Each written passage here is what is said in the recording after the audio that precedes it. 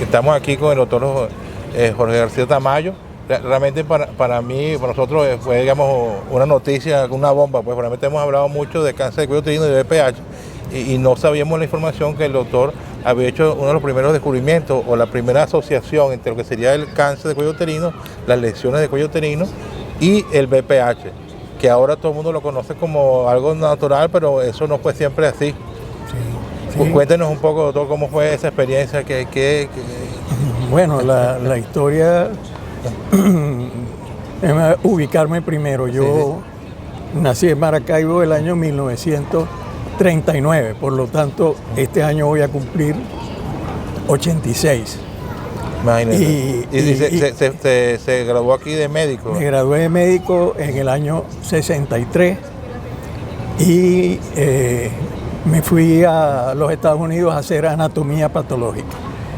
Y estando en los Estados Unidos, el doctor Pedro Iturbe, que era el director del sanatorio antituberculoso, me llamó por teléfono, me recomendó que fuera a visitar al doctor Fernández Morán, su amigo personal de él. Imagínate. Yo estaba en Wisconsin y Chicago está relativamente cerca, aunque era invierno y clima helado.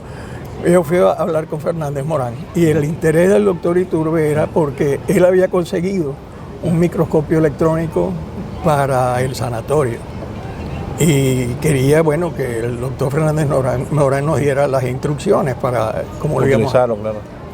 Bueno, yo regresé el año 68 y curioso porque yo llegué para la Facultad de Medicina, es más, iba a tomar el board de patología y no lo hice por venir rápido. Y me dijeron, no hay cargo.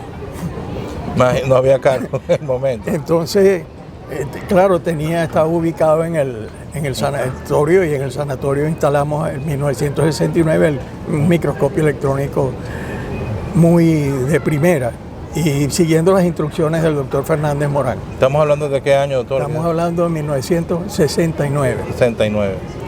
De modo que el 69 empezamos a trabajar allí y en 1971 el doctor Fernández Morán vino al sanatorio y nos felicitó y muy contento con el doctor Iturbe y todo funcionaba bien, pero sobre todo estábamos mirando con el microscopio electrónico virus como el virus de la rabia, el virus de la encefalitis equina venezolana, el estudio del cuello uterino y de muchas cosas.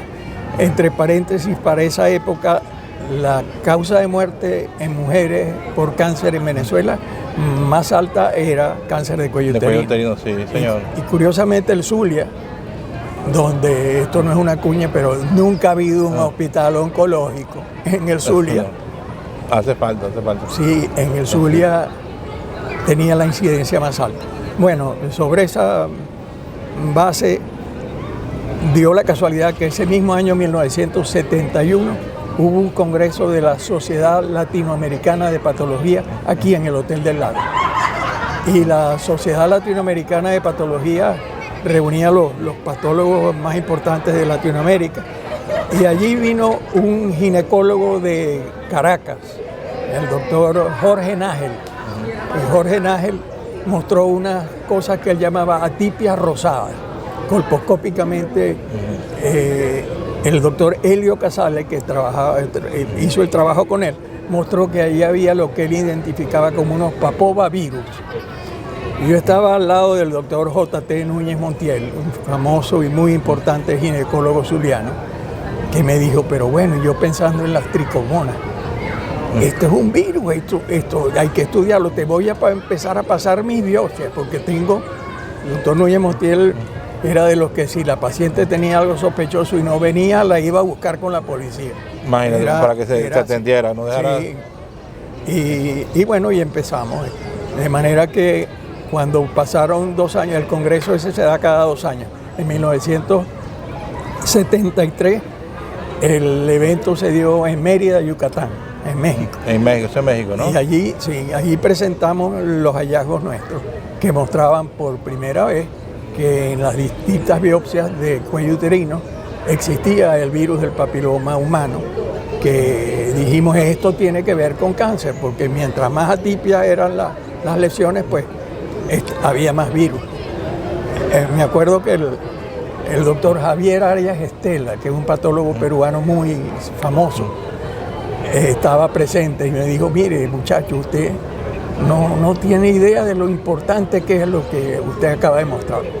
Bueno, yo regresé a Maracaibo, lo publicamos, salió publicado en los resúmenes del Congreso y luego, bueno, en un par de años el doctor Núñez Montiel falleció y en Caracas con el doctor Pancho Rincón, que todos deben conocer, el doctor Francisco Rincón Morales, empezamos a mirar también lesiones de vulva y efectivamente pues ahí estaba el VPH y bueno, por eso yo a veces digo, la gente no sabe que el cuento del VPH empezó aquí en Maracaibo, es más, aquí en el Hotel del Lago. Estamos en el mismo hotel, imagínense cuánto tiempo después, casi son 73, 72, estamos en el 2025, casi 50 años han pasado.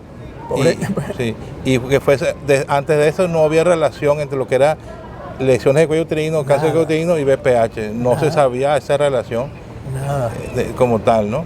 Y es algo importante que nosotros como venezolanos tengamos esta información, que muchas veces no la manejamos. De hecho, reconozco que gracias a la doctora Victoria García, que fue que nos dio esta información, una primicia de alguna manera, y nos permite realmente dar a conocer que sí podemos hacer, y fue algo que lo identificamos primero aquí en Venezuela, ¿no? Los vehículos doctor García. Sí, Vicky García. Historia de la medicina, de alguna manera, ¿no? Claro, Vicky García de Barriola, que trabaja en la Trinidad, pues es exalumna del Instituto Anatomopatológico. Y bueno, el cómo de Maracaibo pasé al Instituto Anatomopatológico también es curioso, y lo digo porque hay gente que dice, para un maracucho regionalista de la República del Zulia es un pecado haberte ido para Caracas. Ajá, ¿cómo es esto que tú de Maracaibo estabas en Caracas? ¿Hizo ahí un cambio? Un cambio de velocidad. Sí. Sí, no, pasó que al transformarse el sanatorio en hospital general, el doctor Iturbe salió de la dirección y los insumos que recibíamos, se terminó el dinero para hacer investigación. Entonces yo recibí una oferta de dos neurólogos de Caracas, el doctor Del Corral y el doctor Galera, que estaban montando un aparataje grandísimo en el Hospital Vargas para ver biopsias estereotáxicas en los casos de problemas extrapiramidales. Y me plantearon que me fuera con ellos, que allí había un microscopio electrónico que no funcionaba muy bien, pero que yo podía ir a ayudarlo. Y yo entonces fui a veterinaria y pedí mi año sabático y me fui en 1975, en enero, para el Hospital Vargas de Caracas. Y esa es otra historia. Bueno, no es la historia, porque el doctor Brunicelli, Blas Brunicelli, era el jefe del servicio de patología del Hospital Vargas. Y era además el ministro de Sanidad, cosa que yo dije, bueno, qué bueno, pues, esto me va a ayudar. Porque al llegar y ver que el microscopio que tenían, que era un Siemens viejito, no funcionaba, le planteé al CONICYT. Yo venía publicando ya muchos trabajos sobre encefalitis equina venezolana y los trabajos de rabia y lo demás, plantearle que necesitaba un microscopio electrónico nuevo. Y el CONICYT en poco tiempo lo aprobó, un Hitachi H500, que era lo mejor que había de Hitachi en microscopio electrónico. Y entonces pasó que al doctor Brunicelli se le acabó, bueno, él decía que todo el mundo sabe, el Ministerio de Sanidad es como un cuero tieso. Apriese por aquí, sube por aquí. No Siempre hay muchas cosas que le llegó su tiempo, salió del ministerio, salió medio enojado porque él era muy... Y yo le dije, no, tranquilícese, si tenemos un microscopio Hitachi H500. Me dijo, mire, usted yo creo que está mejor en Maracaibo, porque usted de allá y allá lo van a respetar, aquí la gente, no, mejor es que se devuelva para su tierra. Cónchale. Yo dije, oh. Entonces fui al Instituto Anatomopatológico de la Universidad Central, hablé con el doctor Pedro Graces, que era el director, y le dije, no solo voy yo, voy con un microscopio nuevo. Ajá. Y me quedé ahí. Entonces estoy en el Instituto Anatomopatológico. Después, desde 1976, Y después, bueno, durante 12 años fui director del instituto y publicamos montones de trabajo. Nunca se imaginó cuando estaba viendo esa lesión por primera vez en el año 1970 que había esas partículas de BPH, todo lo que representaban, todo el daño que podían presentar. Sí, no solamente el cuello uterino, todos los epitelios planoestratificados, en laringe, en todo el cáncer de epidermoide, pues tiene directamente que ver con el virus del papiloma humano. Eso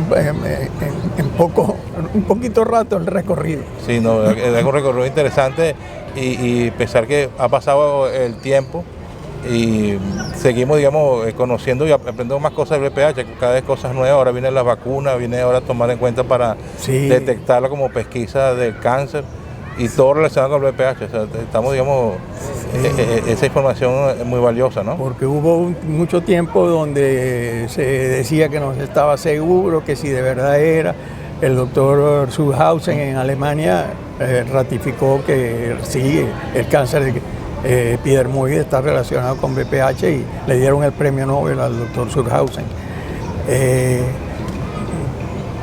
Pero otra persona que ayudó mucho, parece mentira, yo tenía un amigo, un doctor colombiano, Hernando Salazar, que era jefe de servicio en Estados Unidos, en Pittsburgh. Y Hernando Salazar me invitó para ir a Viena a un simposio internacional que promovía la Academia Internacional de Patología. Y en ese simposio, con unos super expertos, yo mostré las lesiones que el doctor Pancho Rincón me había biopsiado en vulva. Y dijeron, bueno, entonces esto es lo mismo. No importa que sea cuello uterino, está en vulva también. Y fue muy interesante esa oportunidad porque él era la Academia Internacional de Patología y era pero como son las cosas, pues a veces pues, las cosas se olvidan, sobre todo. Sí. Por eso empecé diciéndole edad. Sí, no, pero es importante recordarlo y conocerlo, que muchas veces nosotros no tenemos la información adecuada, las próximas generaciones no lo manejan. Sí. Y es importante conocer que de alguna manera la historia del VPH comienza, o una de las formas de que se empezó a relacionar el VPH y el cuello uterino fue aquí en Venezuela, bueno, aquí en Maracaibo. En el Hotel del Lago. En el Hotel del Lago, sí señor. ¿Algún mensaje, doctor, que está para los que vienen ahora, las próximas generaciones, que están tratando los pacientes oncológicos, que están empezando con toda la nueva información y con todas las vicisitudes que manejamos? Sí, ¿Qué recomendaciones le da? No, es impresionante cómo la tecnología ha cambiado las cosas. Un buen ejemplo es este congreso internacional que ha mostrado unas técnicas pero súper desarrolladas que son muy importantes, pero a veces las cosas más sencillas, que son las que nos da la historia, son las más importantes.